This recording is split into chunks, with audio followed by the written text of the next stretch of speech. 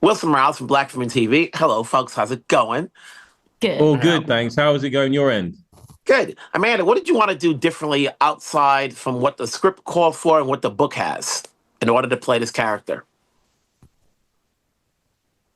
I don't know if I made any of my own decisions. No, I actually didn't know. I'm thinking Yeah, that's a great question it is a good question. because I don't know. I think the book was she was a bit different. And I know Liz Moore, the writer of the book, did say that I played it a little bit differently, but I also think that you can't fully see a character. I mean, you can, if you see a character in front of you, you're obviously there's gonna be more because it's three-dimensional. I'm bringing my own humanity to it. Like that's what we do. Our essences are, we can't mask our essences as human beings, but we can add to it. And I think I really leaned into the idea that Mickey wasn't very well liked by her peers, and she rubbed people the wrong way because she was very blunt and very bullish and really unapologetic in ways that I'm not. And so I think maybe that's probably where I took her a little further at times. And I think the and then awkwardness that softened you her. brought to the role wasn't really in the book as much. Yeah, that's true. And that was it was wonderful to watch.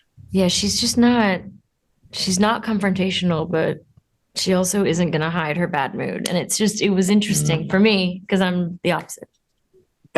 And what about you, Nicholas? Truman, is he more than just the voice of reason? We see him and it's like, okay, we're waiting for the shoe to drop. That's how all these characters are. The question is, which episode? And there was no shoe. Yeah, there was no shoe, not at all. Because sometimes there isn't a shoe. Yeah, I mean, and he was, he's got this. I think if the story had gone another way, we'd have looked at his gambling addiction, and we would have seen maybe some things around that maybe were because no one's perfect. No one's perfect, but there was something about Truman that he was consistent.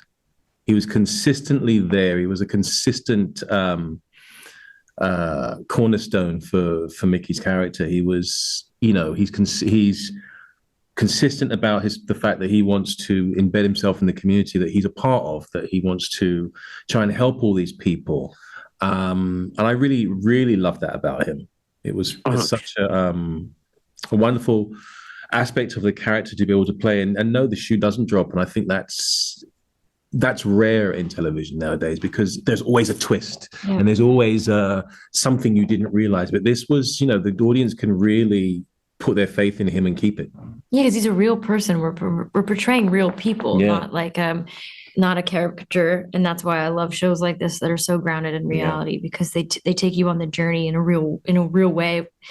And people say real things to each other and they do real things and they might not make sense all the time, but that's because we don't make sense as human beings. But it's interesting. I'm glad you stayed the course because we need to also see people like him portrayed in TV.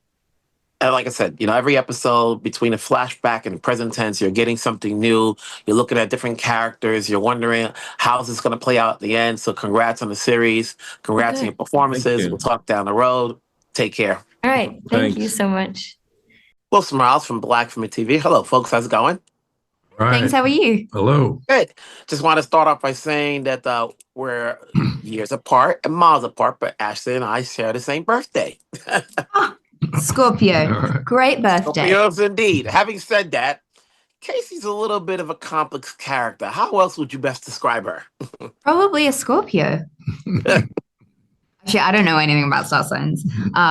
But yeah, no, she is a multi-layered and very complex young woman who was born into pretty tragic circumstances and has spent a lot of her life trying to cope with and manage a pretty formative grief from her childhood. And the options that she had growing up really were illicit substances.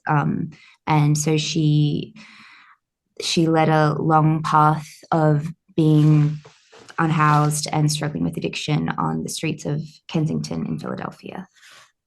That's Casey. And John, is G-pop more than just the voice of reason? Say that again. Is G-pop more than just the voice of reason? Oh yeah, he can be the voice of unreason. Yeah. No, he's a very complex character, as you know, this show, the writing in this show has created a lot of complex characters.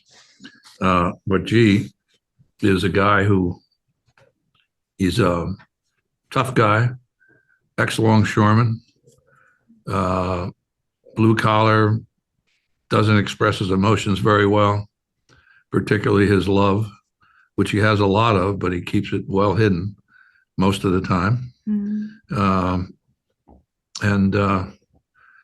Yeah, he's had tragedy in his life, and he hasn't always dealt with it very well. His daughter, their mother, died of an overdose, and he tried to raise these kids very strictly, as you see in the flashbacks, and he failed. He feels he's failed with one girl, and he's trying to make up for it. Try to get the family back together again. Actually, how else did you want to play the character outside what the book has and what the script called for to make it your own? I think there were a lot of parts of Casey that I found via. I spent a bit of time down on the Ave, and I was at a place called Savage Sisters. I was volunteering with them. It's a non-profit set up by a woman called Sarah Laurel, who's my personal hero. And speaking with her, some of her staff, some of the people who live on the Ave, and just getting to know them, what I found was that they were incredibly funny. Like there was so much joy and humor present right alongside the tragedy. So I think that was something that was unexpected. And also like a lot of the language, like it's actually down in Kensington, like the way people speak, it's actually very poetic. Like there's a lot of alliteration. There's like a pulse and a rhythm to things. And Sarah's partner, Justin, who is a Kensington local, and who is also sober and an incredible human, he taught me my accent. And so there are a lot of vocal qualities and mannerisms that I was able to pick up there. So that was something that I would never have been able to come up with myself, and you couldn't learn from a book. So yeah, with that. Every episode is something different. Obviously, between the flashback and the present tense, you're learning something new. Congrats on your roles. Obviously, people will be intrigued to the very end to see where this goes. So we'll talk down the road. Thank you. Thank you. Wilson Morales from Black Women TV. Hello, folks. How's it going? Hi, how are you? Good. So obviously, when you have this thrilling series, and every episode you're going back and forth in time period, how much of a challenge is that to keep the audience intrigued to see what's going on? Because as you're watching it, you don't know where you're at in the story, because you blink and that's all of a sudden you're in a different time zone. Absolutely. Nikki? I think that you want your flashbacks to inform, the moment that you're in. And so you're looking to find and tell a narrative story over the course of the episode that is informing the present tense as well. And so I think that it's really just about finding the balance and making sure that those flashbacks are punctuating what it is that we're seeing in the present. Whenever I look at any series, whether it be a comedy or a drama, the main character is always flawed, to some extent. And Mickey is flawed to some extent. The question is, how do you keep this flawed character intriguing enough that we're rooting for her to solve the case? I think the extent of Mickey's shortcomings is masked by a lot of her kind of like hard exterior in the opening episodes. And that shell breaks down over the course of the series. And as it does, we also come to learn that she's actually not a reliable narrator, that she's misrepresented certain aspects of things about herself and her family. And I think that alone is kind of intriguing to the viewer as they realize that, across all characters, not everything that everyone says can be trusted. Have there been any changes from the book? Sometimes people take liberties. Yeah, there has. I think that the soul and the spine of the book, the idea that it's this love story between two sisters and a murder mystery that sort of effortlessly weaves from the past to the present. I think that that was always like our North Star. But I think that there were a lot of investigative turns that were added by virtue of translating, 500 pages into 8 hours of television. I think that there were certain character adjustments that needed to be made by virtue of the fact that our main character was very, very internal in the book. And in series, we needed to find a way for us to know what was in her head. I feel like that's it. I feel like we were, like I said, just used the love story between two sisters and the murder mystery as the North Star, and all of the decision making in series came from that, whether it was informed by the book or it wasn't. And when you look at Mickey's procedural, take on all these things, and then you want to make it so that when anybody's watching, they're like, "How's this girl still have a job?" She's definitely not going by the books. They letting her get away. She's not calling in. She's not relying on her partner. How is she still there in a week? That was, I think, that's actually one of the things that is fundamental to Mickey's character, is that she's not a good cop and she knows it. Like she maybe is a person who was not meant to get into police work, but the circumstances of her life combined to put her in that position. And so I think that also makes her unique as the lead of a crime drama. She's openly like, I maybe shouldn't be doing this. I'm not great at my job.